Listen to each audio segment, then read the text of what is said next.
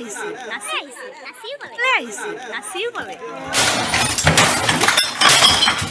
Hello guys, সবার কি অবস্থা? মোটামুটি ভালো অবস্থা। আজকে আইসি নতুন করে ড্রেস পিনতে আজকে আনলিশ করে মোটামুটি ফাংশন আছে, মজা। ভিডিওটা শেষ পর্যন্ত দেখবেন।